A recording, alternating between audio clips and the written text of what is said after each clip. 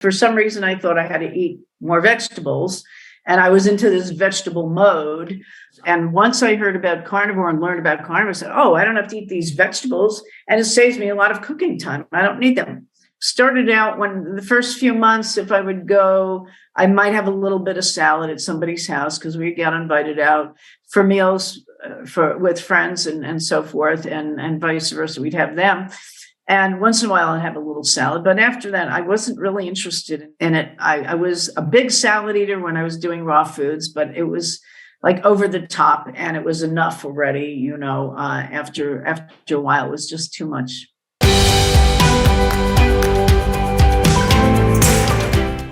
Okay, well, first of all, where are you located?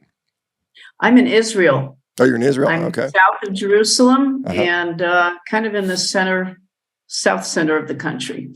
And I'm just looking at geography. So it's probably not too cold there. I mean, even Christmas time. It's cold here. How cold does it get? Now. It's all relative. So we just moved here to this part of the country from nearer to Jerusalem about 3 weeks ago. So I've been under a lot of stress and all of that. Then my son was in a car accident with three of my grandkids. Oh, no. It was a little crazy, but thank God, everybody was fine. Okay.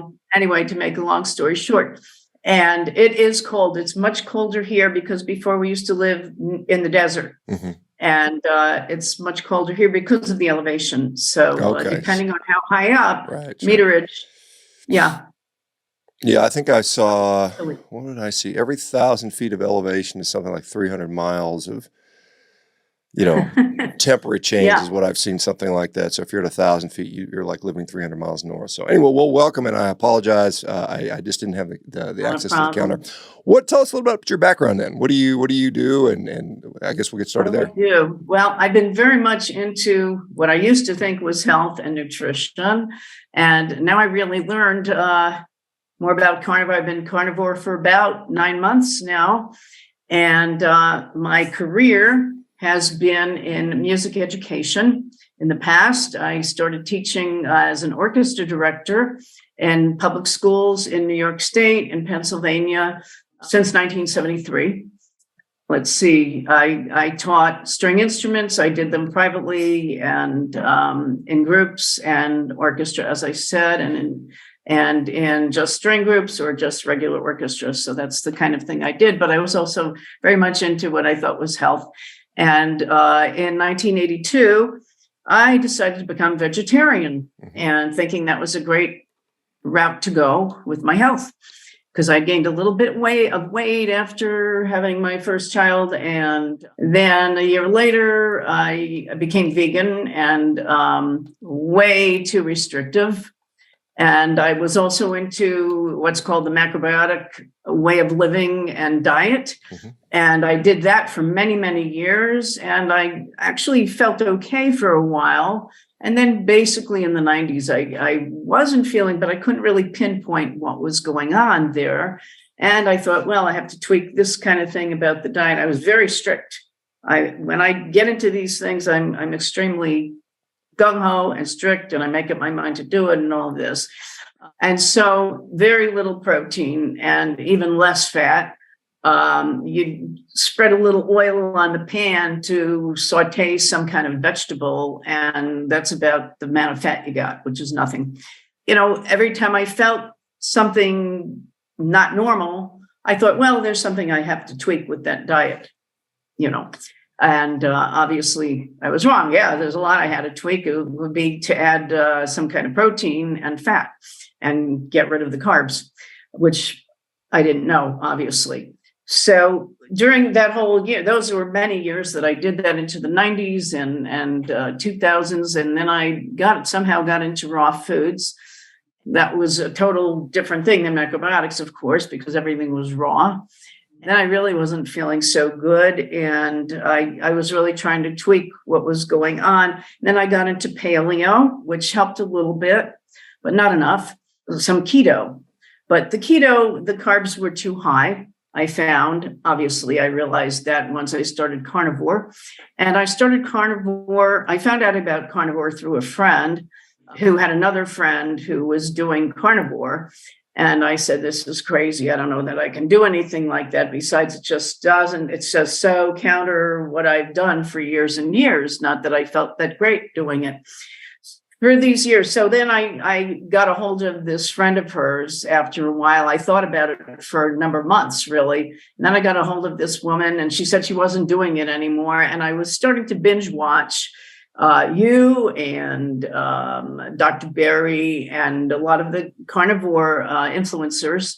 So I started really getting into this. On my birthday last April 5th, I became carnivore. I really started to do this, and I did start to feel a little bit better. Now, the many things that were plaguing me probably started out as adrenal issues and hypothyroid issues, along with some yo-yo dieting things from the past where I was eating too many carbs, and then I would, not eliminate them, but minimize them, and more vegetables and that sort of thing. So my weight went up and down. Fatty liver is more recent. And then I was diagnosed with PBC, which is supposed to be progressive and a pretty serious thing. I also had a skin condition for about a year and a half called Leishmaniasis. I don't know if you've ever heard of it. In desert areas here in Israel and many of the Middle Eastern countries, it's somewhat common to various degrees. So I had that for a year and a half, and luckily it wasn't the deadly kind. But it gave me like these little blistery things over my skin, and they kind of spread, and it didn't exactly tickle. And I had to go for these shots, lidocaine and some kind of a shot that would help heal those things. And it took about a year and a half, and that was not fun. Hypo-thyroid, I was taking bioidentical hormone for the last 11 years, which lately I've been able to minimize. Now I'm down to since I've been carnivore, been down to about 4 a week instead of 7 a week. The fatty liver, my liver enzymes have been like a roller coaster. And after I was about 6 weeks on the diet, they really started to come down almost the normal range. So June 6th, to be exact, my alkaline phosphorus was way up, like 678. My ALT was 1122. My AST was 542, and GGT was 516. So that's how crazy high it was. And then the doctor called me the next day. He said, "You get into the hospital because you need to do something. You shouldn't have, this kind of crazy enzyme, expedited enzymes." So I did. And the next day they were down, but I figured this had to be the diet starting to work because I was, this was already June 6th. So I was on the diet for about 2 months now. Then by August 29th, most of the enzymes were down to just about normal. They weren't quite normal, but they were very close. Mm-hmm. So I had them retested again, December 11th, which is just a few weeks ago, but I shouldn't have done that because I was in the middle of packing to move and all this other stuff going on. And the next week I moved, and when I got tested, they were up again, not as high as they were on June 6th, but they were pretty high. And so I have to go back to the liver specialist. But a lot of other things have really come down, like cholesterol. Cholesterol actually has gone up to 322. My HDL is 114. LDL is 197. Triglycerides are down to 53. They were never really that high because I had gone off bread, and with paleo and doing keto, I'd gone off gluten, I'd gone off bread for a number of years before that. So those numbers were quite good for a while, but 53 was probably the lowest it's been. Because in May it was 61. So those are pretty good numbers. My CRP has been a little bit high lately. So I wasn't sure what was going on with that. Maybe I have some sort of infection that my body needs to expel and so forth. And my HbA1c was up as high as maybe 6.4. My glucose was up in around 100 and a little bit more, and now it's down to 87. My HbA1c is now down to about 5.8. And I think that just has to catch up with the glucose because it's an average. Those basically the problems that I've had. Some of them are fairly serious. But basically, the carnivore diet has given me some more energy. And the acid reflux, I did have acid reflux. I found that disappeared in 6 weeks on the diet, which is really good. And the only time I have a trace of that is if I have a lot of, which I don't even do anymore so much, is like stevia or erythritol or something like that. And so that might be an issue. As far as what I do eat, so in the morning, I have usually 3 to 5 eggs with butter or ghee. Then I might wait a bit and have a little bit, not too much, maybe up to a half an hour if I'm still hungry. I have some ground beef or some steak, depending on how hungry I am. And I usually have 2 meals a day. I might eat some chicken or beef or lamb in between 3 and 5 o'clock in the afternoon. It just depends on my hunger. And in the cold weather, I'll make a bone broth because I really enjoy soup, and I'll put a lot of chicken or more beef in it. And I use the marrow bones, the beef marrow bones. So I have that in the really cold weather once in a while. And I eat fish and like salmon, sardines, little white fish, chicken, lamb, red meat. I don't eat pork because I hold by kosher dietary guidelines. And so we also don't mix meat and milk. So we have to have the dairy products before we have the meat. We can't switch that around. So that's a little restrictive, but I'm not complaining about it. It works. For me, I've made it work. We can usually have the meat right after the dairy, as long as we rinse our mouths. Basically, I don't do coffee. I haven't been a coffee drinker most of my life. I did a little bit when I was on keto, but I wasn't super crazy about it. So that is not an issue. What I do crave once in a while is chocolate. And if I really feel like I have to have it, which I'm not so much into now, I might have it with, the stevia or erythritol, because we can get chocolate bars with that in it, although it's not the most ideal thing. So I've really toned that down. So there's really not much of a problem for me to do this regime. When I'm with family and, friends, everybody eats meat in this country. This is a very high meat eating country. They also eat a lot of other stuff, and that's basically the problem. But as far as family, they know what I do, and they're happy to accommodate. And I do all kinds of, when my son and grandkids come over to this place that I'm in, because they're all here in Israel, they all want meat. For the most part, there's one grandson who wants pasta and cheese, but maybe he'll change. At 9 years old, I'm not going to be too strict with him.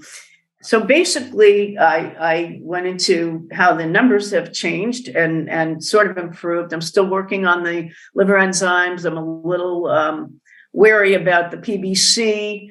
There are something, and there's sort of an autoimmune thing in there with it. I felt a lot of arthritic symptoms, like in my fingers and hands for a while, but I don't so much now. And I feel like there's some sort of infection in my system, and I don't know whether it's an honest to goodness infection or it's some kind of parasitic thing. I've been trying to figure that out, and I've been on a number of parasite cleanses, so I haven't been able to figure that one out, and I'm still working on it. As far as Revero, I feel like it's been a major source of help and camaraderie and community, and it's really a wonderful platform to be part of, because there's so much support involved. I'm sure you've heard this a million times from many people, but it's really excellent for newbies like myself. And maybe I don't feel like I'm such a newbie anymore. It's really a wonderful platform. I have become a carnivore coach. So I received that a couple of months ago, November. One thing that I have been is I've worked with a lot of people in my music career and through other nutritional things. And so I'm used to working with people, and I really have compassion for people's issues because I see my own issues, and I see a lot of people on these types of interviews. As I said, I've been binge watched many of the carnivore influencers. I can really sympathize with a lot of people and hope to be able to help them as they move along in their journey. I really would like to help them do that. It's been quite a journey at 71 years old as I am, but it's not easy. I feel like I've got a good grasp on carnivore, and I'm really very much into it. And I would like to be able to tell the liver specialist when I go back to him that, these enzymes are down, and I've been trying to avoid this liver biopsy thing, which I basically refused, which he's trying to get me to do, because he didn't see anything in the ultrasound scan, and he's been trying to talk me into the biopsy, and I've been trying to avoid it. So that's basically my story. Well, that's very comprehensive, and normally I'd ask questions, but I'll still ask some questions, but you've answered a lot of the questions I'd normally ask.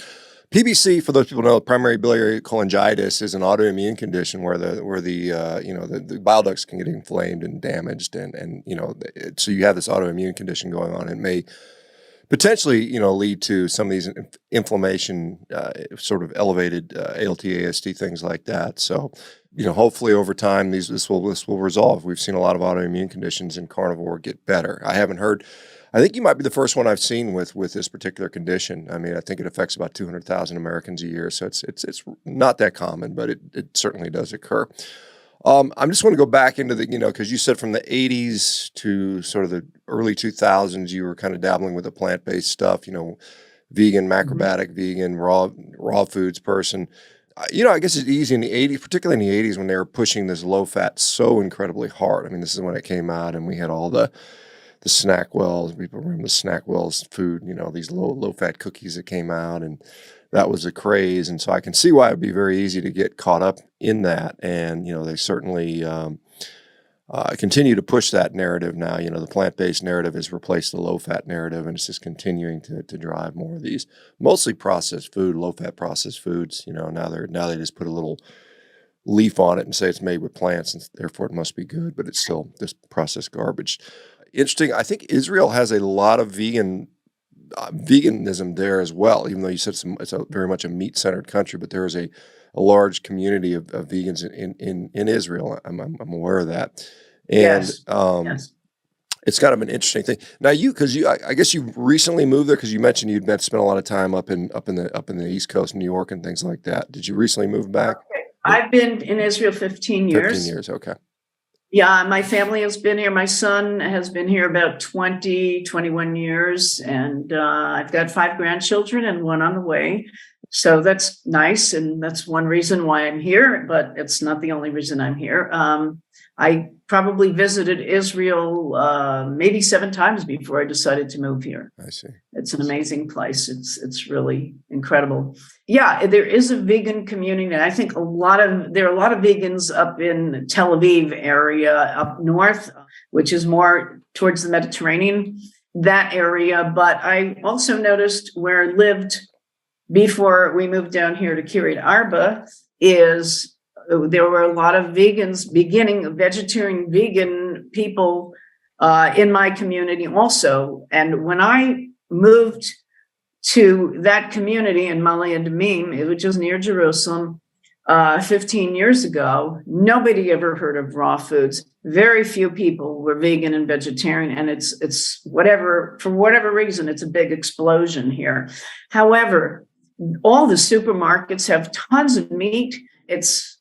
They have not cut the deliveries on anything like that, and hopefully they won't, but I see what's going on in other countries and in the US, and I've heard that they've been trying to get people to be more plant-based, and we hope that it doesn't go in that direction more here. As I said, a lot of people eat meat. A lot of people are vegan now, but I would say the meat eaters outnumber the vegans here for sure. Yeah, well, I mean, still. veganism only is 1 to 2% of the population worldwide anyway. Right. And most vegetarians throughout the world are reluctant vegetarians. They're there because they don't have access to, we look at some of the poorer countries where that's all they have. And so, I think something like 95% of people that are on, predominantly plant-based diet are doing that involuntarily. You'd mentioned you had a whole host of health issues, primarily liver focused, but some other things. When did that start? Did that start in the middle of this plant? Did it start in the 80s, 90s, or when did you start noticing all these health issues? It didn't start in the 80s. I probably noticed a few minor symptoms, but I had no idea how to pinpoint them. Probably in the early 2000s. Even maybe in the 90s, I noticed a few things, but I really didn't know. I kind of sloughed them off. Okay, well, whatever. I'm just tired of this. It impinged on my sleep for years, by the way. That's another thing I didn't mention. My sleep had been really poor. In fact, I still have times when I wake up in the middle of the night for an hour and then I'll go back and I don't fall asleep right away, but it has been improved. It's very much improved. It was really in the last few weeks, I noticed. It's taken a while, and I was told with Carnivore, it's got to get better. It's got to get better. And it has gotten better. There was a time when I would only sleep 3.5, 4 hours a night. And now I'm sleeping anywhere from 6 to 7.5 hours a night. It's not straight through, but I'll go back. I'll wake up after 3 or 4 hours, and I'll go back. And then I'll get up, and then I'll go back. And sometimes I'll take a nap in the afternoon and I feel better. Obviously, you feel better with more sleep. Sleep is a huge, huge issue. Anybody who has a good amount of sleep is not going to have many issues, I feel. And this doesn't help all the issues.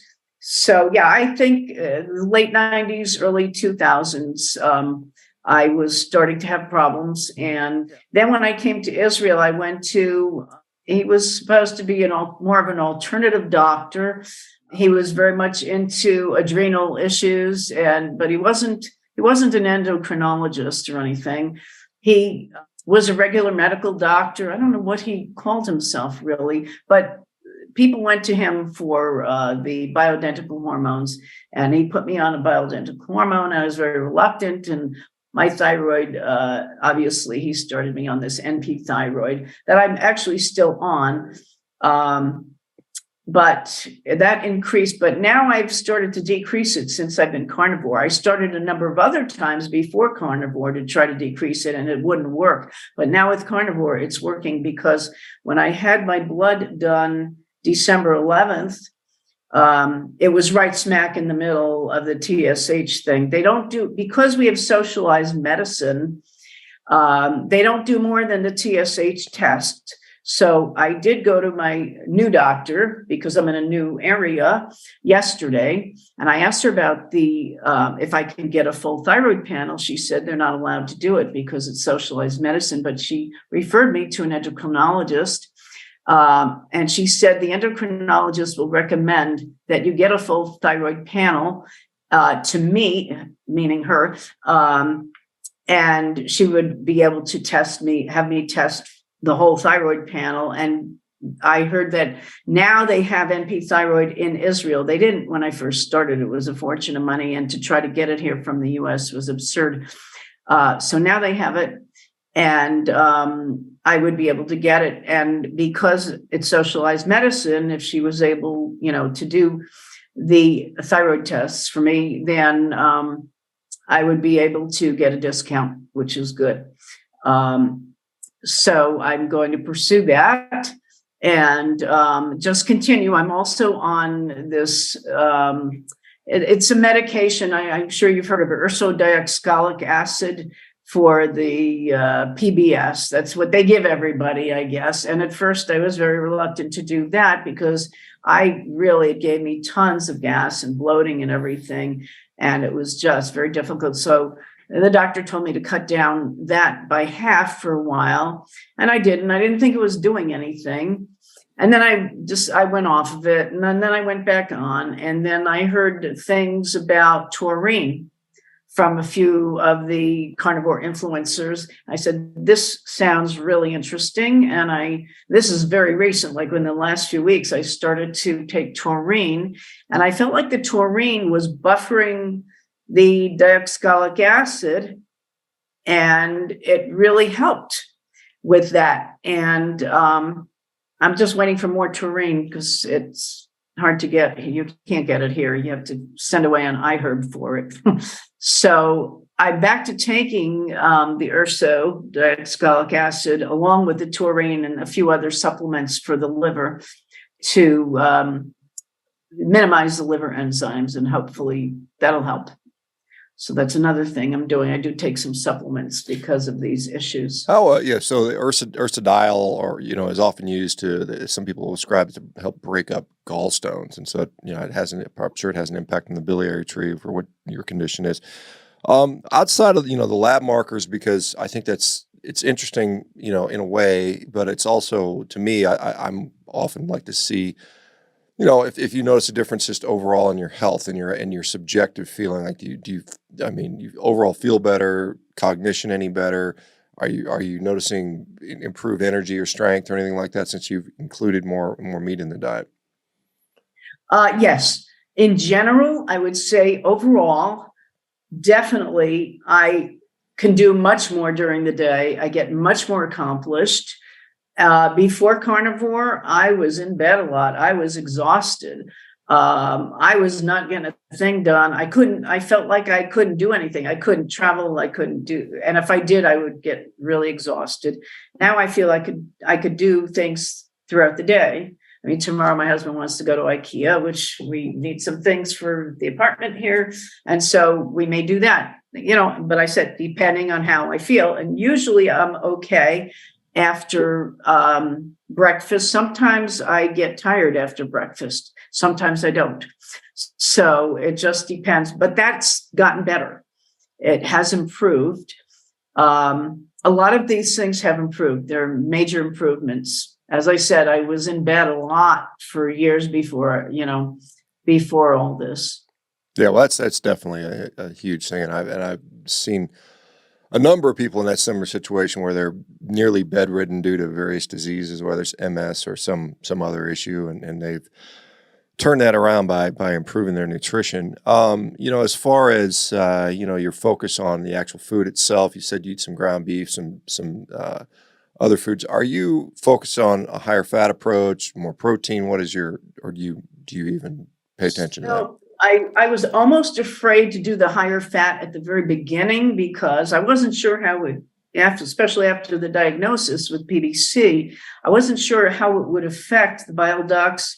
And every single book that I read about PBC and fatty liver, the fatty liver was a little different, I guess, but I was almost afraid to do it. And I said, if I'm going to do it, I'm going to do the fatty, more fatty. And with the bile salts and everything, that should help emulsify the fats, I would think. And I don't have a problem with fat. It doesn't seem to be a problem at all. And I think my body is fairly used to it. So I tend to be more fat than protein for the most part. Yeah. Well, and I eat a lot of protein, but majority of my calories still come from fat, probably 60, 70%, depending on the day. It's just hard to eat, red meat in particular, and not get a decent amount of fat. It's just the way it comes. Right. Do you, as far as, you've got a lot more energy. You said the family is generally accepting of what you're doing. Obviously you see people would think that's going to harm you, What are your thoughts on, because you're 71, you're sort of at an age where heart disease is a very common thing.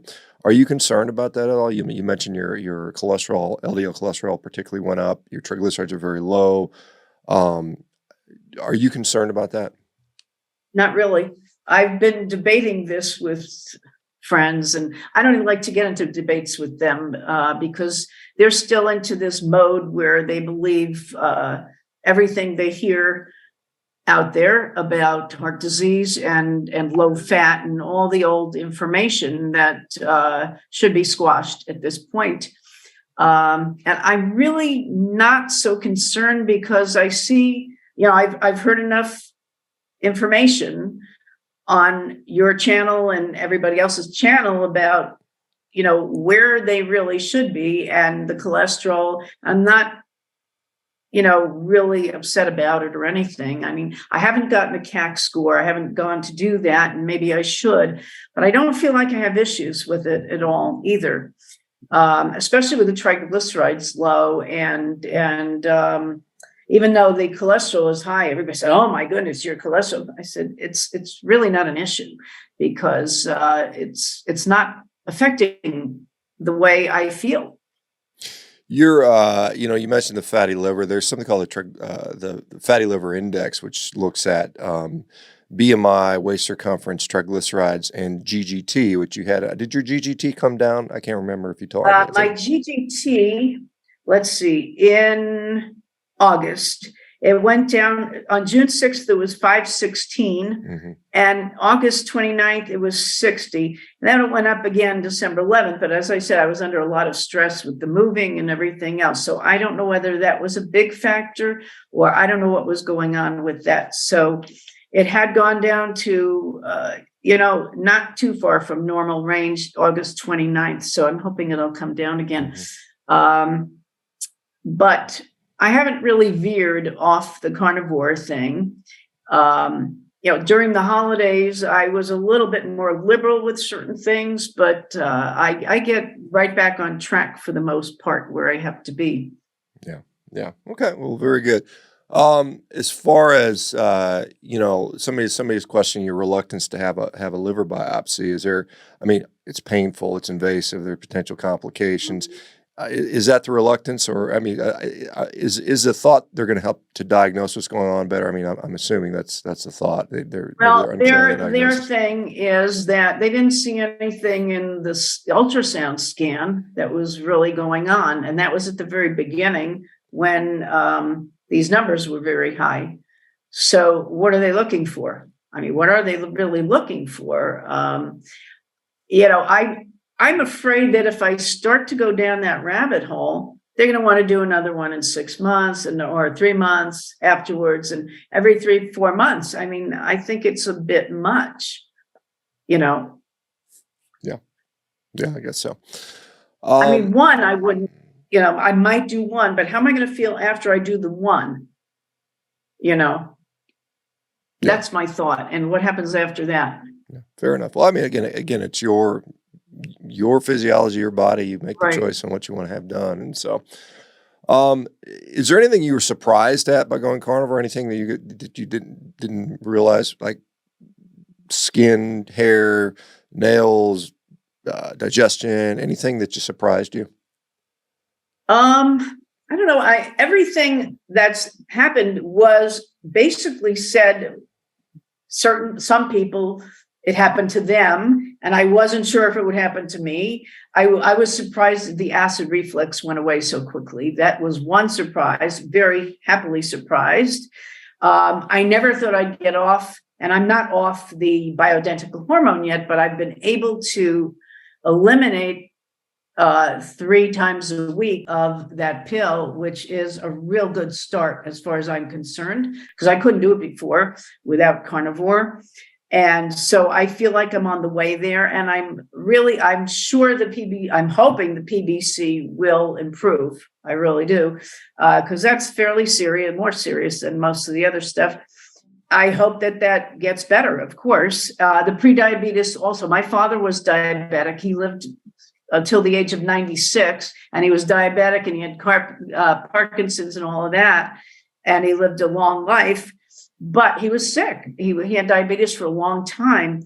But knowing that he could have reversed that, he wasn't going to listen to me. And even then, I knew that he could reverse it somehow. And that has gone down, and I'm absolutely positive that will come down to normal, and the A1C will come down where it belongs at one point. It's just difficult to do. It's not easy to do. And I do take, my glucose every morning. Most of the time I've been forgetting here and there, but it doesn't matter. I'm still eating the same way. So there's no reason why it shouldn't come down. And that will be a big surprise when it does, but it not such a surprise, really. What else? The skin is better. I mean, a lot of these scars that I have are not going away, but who knows? You never know. What else? Basically, the weight was a big surprise. That kind of dropped really quick. After about 6 or 8 weeks, my weight was down about 125. I'm not sure where it is now because when we moved, we just got rid of the scale. And so it was down from about 154. But it had been even higher at one point, probably 7 or 8 years ago. It was like 178, and then it went down to about 154, and then it kind of normalized. As I was doing carnivore, I was shocked that it just came down. My waist was about 34, 33, 34. I'm not sure what it is now. I haven't measured it lately just because I've been in the middle of a zillion things. But that surprised me that it was quick like that. And when all along when I was doing keto, it was like I couldn't get it down. It was just stubborn. Yeah, that's the thing. A lot of people are interested because they'll say, "Well, there's no difference between keto and carnivore. It's more or less the same thing." Did you find there was a significant difference in your health from going from keto to carnivore? It sounds like you did. Yes, absolutely. I was more tinkering with keto, and maybe I didn't do enough animal foods on keto, or maybe my carbs were too high because I was eating. For some reason, I thought I had to eat more vegetables, and I was into this vegetable mode up and through then, and I kind of assumed that I should eat the vegetables. And once I heard about carnivore and learned about carnivore, I said, oh, I don't have to eat these vegetables. And it saves me a lot of cooking time. I don't need them. So, and I heard Sally Norton and all of these people with the oxalates and all of that. So that kind of scared me. I noticed some weirdo things with tingling and certain, like up near my left eye once. It was kind of like a funny thing. I thought, well, maybe that's oxalates. And another thing, I can't remember what it was exactly, another time. It wasn't severe stuff, but things that I noticed. So I mean, I guess it's fair to say for you, excluding vegetables has been a positive. Is that fair to say? Absolutely. Yeah. I don't even have salad. I started out when the first few months, if I would go, I might have a little bit of salad at somebody's house because we got invited out for meals with friends and so forth, and vice versa. We'd have them. And once in a while I'd have a little salad. But after that, I wasn't really interested in it. I was a big salad eater when I was doing raw foods, but it was like over the top, and it was enough already, after a while, it was just too much. Yeah, fair enough. How about you said you spent a career in music. Are you still, are you back to doing some of that? Because you said you were kind of bedridden before, so are you able to do some of that? Yes. So I was doing that and not feeling so well where we last lived. We've only been here 3 weeks, so it's possible I might. I'll see how I feel and kind of go from there. It's possible I'll take some private students. I mean, I'm not going to go into the classroom or anything and do any of that. There are little nursery schools. I could do little things and go in and bring my violin and play some things. And I think kids love that stuff when they see it live. And I might do some of that just for fun. And but nothing big, like I used to do. I used to be very stressed out with certain things in my job. Well, anyway, Hannah, thank you very much for doing this. We have a little bit of time left, 15 minutes. I'm gonna take that time I know we have a lot of new guests in here that might have some questions, and so I'm gonna open things back up from that respect. So let me just do that, guys. So let me change back the view here real quick, and so I can see who's here. And so I know we got a lot of new folks in here, and I probably don't have time to say hi to everybody. But if you have a question, you're new, I'll give you guys priority. If you got a question about some things, I know this is Carnivore Month. A lot of people are new to this and have never tried it before. So anybody that has something they want to share, feel free to speak up. Hey folks, it's Dr. ShawnBaker here. If you guys are enjoying these success stories, well, you can become your own success story. You can do that by heading over to CarnivoreDiet. You can sign up for a free 30-day trial and get started today. We're looking forward to supporting you. Our community is wonderful, and we'd love to see your success.